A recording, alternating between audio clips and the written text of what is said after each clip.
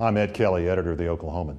I recently had a chance to talk with Representative Mary Fallin of Oklahoma City about life after her first year in Congress. Mary, let's talk about adjustments from Oklahoma to Washington. A lot of Americans, I think, look at the compensation packages for members of Congress and they say, wow. But very few of them really realize that you have to maintain residences in two places, in your case back here in Oklahoma, but also too in Washinton D.C., one of the most expensive cities in the country. I once lived there.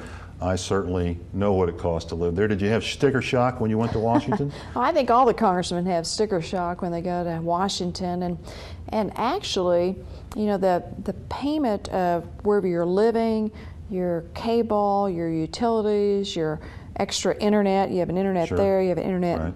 you know, wherever you live. Your phone, all that comes out of your pocket.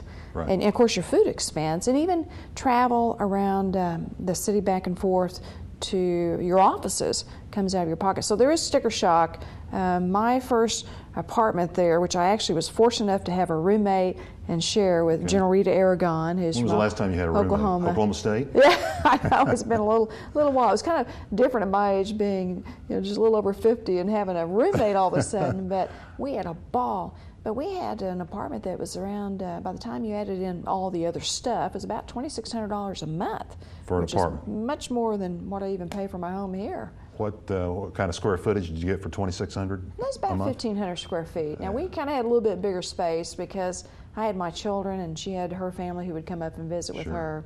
So it is a sticker shock. Sticker shock for sure. You mentioned your children. You've got one in high school and you've got one in college. Both of them are here in Oklahoma. You're here in Oklahoma some of the time, but you're also in Washington some of the time. For the three of you, how's that adjustment been?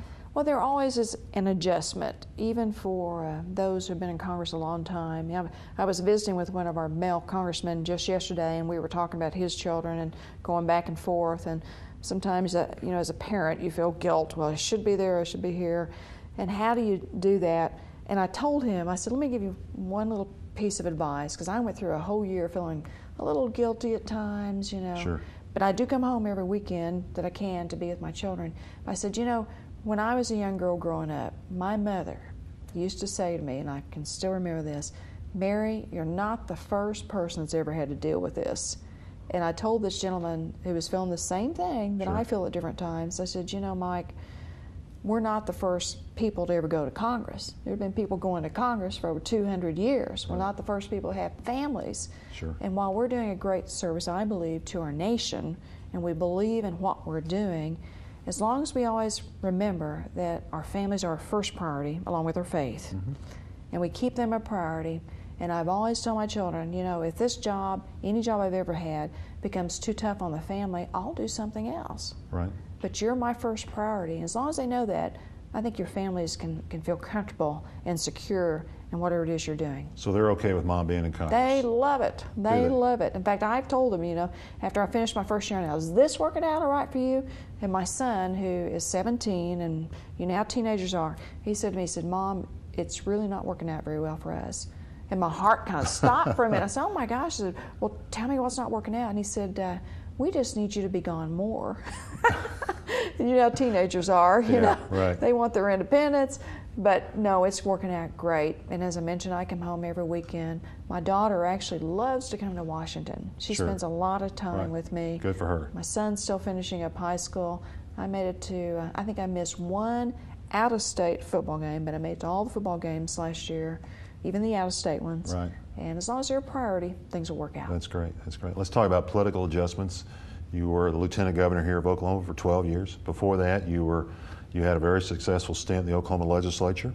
One of the most well-known Republicans, if not public officials in the state of Oklahoma. Pardon the phrase, but a big fish in a small pond. Now you're in Washington. You're one of 435 members in the House. Still a Republican, obviously, but now in the minority. And it looks like, unless Tom Cole and others can help rescue it, it does look like the Republicans are going to be in the minority for at least another couple of years. How has that adjustment been for you politically, Mary, from coming from a big position in Oklahoma to being one of 435 in Washington, and again, being in the minority? I like new challenges. Okay. And so switching from I started out the legislative branch, then the executive branch, back to the legislative branch Right, again. right. I started out my first career in the minority, Then in the legislature. In the legislature, Right. Oklahoma legislature, and then with Governor Keating.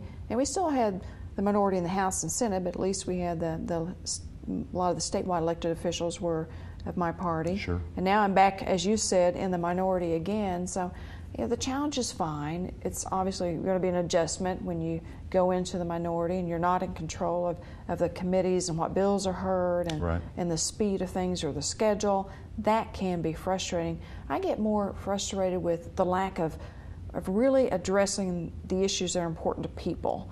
Seems like we do a lot more partisan bickering and game playing than really addressing the true problems that people are facing every day. And I wish we could do away with some of that in Washington and just work on the issues, debate the issues, less personal attacks. And that's always been my style, is just to debate the issues and not try to attack people personally. Sure. I think things would go a lot better in Washington. But, it's a great challenge. It's a wonderful opportunity. Get to learn about so many important issues. Yes, I'm one of 435, Right. but, I just see it as an opportunity that a lot of people have never had before. I will say, though, when you're in the executive branch or in leadership position per se, it's easier to say, I want that done and we want that resolved with this agency, Right. and it gets done a little quicker. Sure, sure. I'm sure a lot of people have asked you this here in Oklahoma. Since you've been in the Congress now 15 or 16 months, what's been the single biggest adjustment, either personally or professionally or both, since leaving Oklahoma City for Washington? I think it's mainly been trying to balance the schedule. As you Okay. mentioned earlier, living between two different cities. I tell my friends, the difference between me and you going to work is I get on an airplane on Monday or Tuesday, Right. and I come home Thursday or Friday, and that's rather than get in my car to go to work, I'd get on an airplane. And just trying to keep the family in a balanced shape, maintaining two different places to live, packing suitcases. And then professionally, just learning a new set of issues. There's a little difference between state issues and federal issues. Right. But I think it's always good for people, no matter what age, to be on a continuous learning curve. And I've enjoyed the part of learning new things, whether it's learning more about the military and the Iraq War, whether it's learning about foreign trade, whether it's learning about economic stimulus packages, or Right. the oil and gas industry and how we have more energy independence for our nation. I find those things interesting and challenging, and I love that part of the job. Thank you. We hope you'll want to come back someday. Well, I will. This is a great way to be able to visit with people.